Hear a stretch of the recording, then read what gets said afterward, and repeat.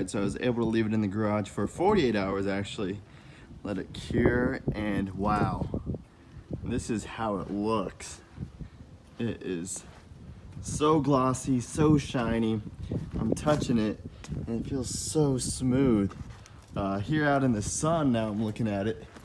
Looks pretty great, looks really shiny. I will admit that I do see a few swirls still. I probably didn't work all the swirls out with the polish. I think I should have had better light, but you need sunglasses to really see that and look really closely. So for everyone else who really don't know what light swirls and scratches look like, this car looks beautiful. It is just so shiny, so smooth. I can't wait to see how it lasts throughout the week. Now it's gonna be out of the garage. Gonna see dirt fall off, hopefully. See how hydrophobic it is. I'll give it a wash later this week. We're gonna find out, but my initial impressions, I think I did a pretty good job for my first time. Man, like, I've waxed it before and it had a good shine to it, but this kind of looks different. It's definitely looks a little bit more glassy. I don't know if you can see the angles here, but you can see the sky right there. Just beautiful. I think white is a little more forgiving with scratches and swirls, but this is how it is. Let's go test it out later this week. Guys, all right, so it's been about a week with the ceramic coat on White Falcon now, and we're at the do-it-yourself car wash. We're gonna rinse it off. We're gonna see how well the dirt just falls off. I put about maybe 300 miles this week, so there's a good amount of dirt, grime, and bugs on here, so we're gonna see how easily that falls off. Let's take a before look at the car now. So I waited about 7 days before making this video to really let the ceramic coat really cure and test the hydrophobicity of it. And as you can see how dirty it is, you would see this is a little different dirt than I was used to. As you can see, it's not really streaky. The dirt kind of clumped up in little spots and little circles right here on the side. That's where I saw it the most, right by the rocker panels, and probably where the dirt's getting kicked up from the wheels. You can see on the flat surfaces like the trunk here, not as bad, but there's still some things that get stuck to it with the little black kind of spots right there. Once again, you see it on this side of the car as well, and we're gonna just go ahead, rinse it off, see how it falls off by itself. The water is just beating up and falling right off the hood. It looks great. Here's a better angle of the trunk. It's gonna fall off right at the lip, and you just see it beating off and falling off, and this is exactly what I was expecting and hoping for. The hydrophobicity on this was super crazy. Super glad how it turned out for my first wash. I wanted to compare it to my sister's car, so hers has no coating, of course, no wax, and as I spray it, you just see the water pool up. And we know water, especially when it dries, it can damage the paint of the car because of all the minerals or the hard water it contains. And this is just such a difference with the ceramic coating and just a regular paint job. You see it doesn't beat up as much. It just pools right on top of the surface. So you can see how important coating actually is. Now, for those who want to see a comparison on a non-ceramic coated Tesla, this is Model S P100D. It's currently the top line model for Tesla before the Roadster comes out. I'm just bringing this up because there are concerns and questions about quality between the different models and the differences. But anyways, there's no wax or sealant on this car, so of course you're going to get some pooling and non-hydrophobic properties, but you can really see that difference, how the water is just going to pool up and kind of splay out. Even on the vertical surfaces, as you see here, I would think the water would fall off easier because gravity would be helping it, but yet on the vertical surfaces you can still see that pooling effect. Now you do see some droplets, but the droplets are a lot smaller and a lot more fine than I found on White Falcon, where the droplets became bigger and were just easier to fall right off.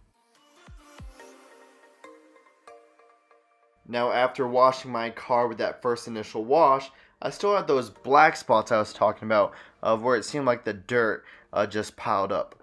The good news is that I was able to kind of just rub it right off. It came off very easy with no pressure whatsoever. So I decided to give my car another wash and maybe putting the pressure washer a little closer to those black spots to see they would fall right off. And as you can see, they're still not coming off with a closer wash, so we're going to give it an actual touch wash now, quality wash, and wipe it with the microfiber as we scrub it with the soap, and see how easily that comes off. But here I am again, just spraying in, watching how everything just kind of bundles off, and it just falling off so fast. So here we go, we have it all soapy and sudsy now.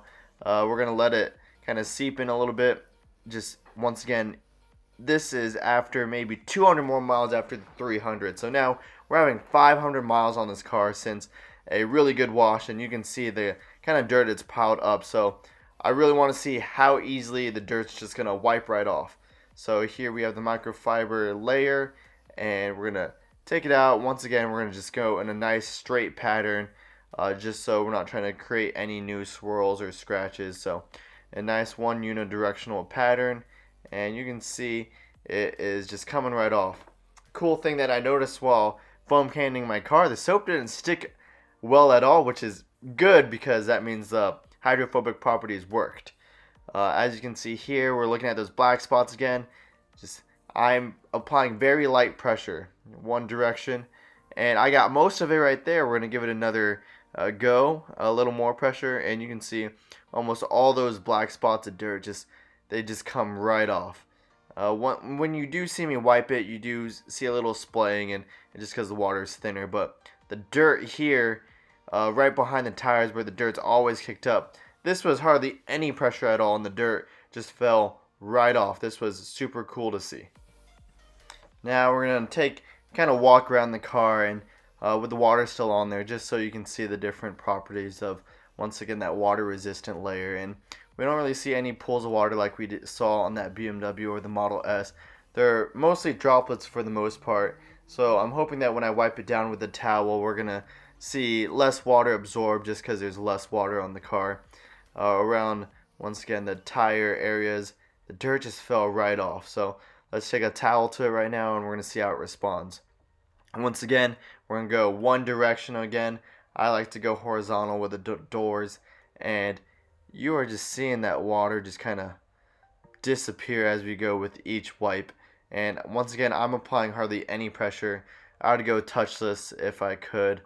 Sometimes I will just drive really fast after a wash and let most of the water fall off now with the ceramic coating, which is just beautiful because once I park, there's maybe a few spots I need to touch up on, but for the most part, the car gets dry and I get a real touchless car wash, which is super nice.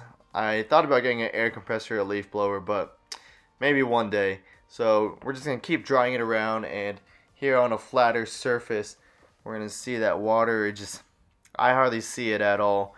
Once again, I used maybe 2 towels for the whole car.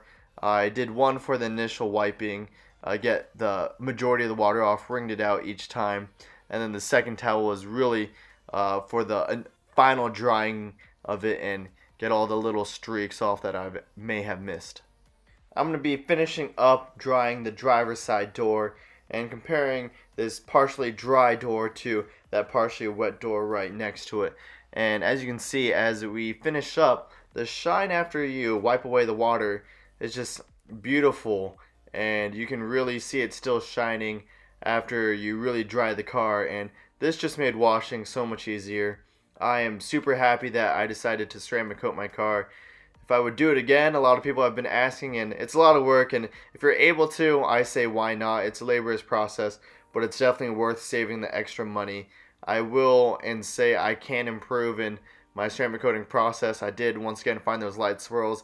It is a hard, tedious job, so get the materials, make sure you do enough research on it. But I think ceramic coating is absolutely one of the best things you could do for that car that you love. What's up, guys? Hey, thanks for watching that video. If you guys have any more questions about owning or purchasing a Tesla, you can go ahead and follow me on social media. Twitter at Tesla_Young or Instagram at Young Tesla. Slide in the DMs and ask me any questions. I got you guys. If you guys are thinking about making that big purchase and you're ready to move on and you want 6 months of free supercharging, go ahead and use my code in the description below. I would truly appreciate that.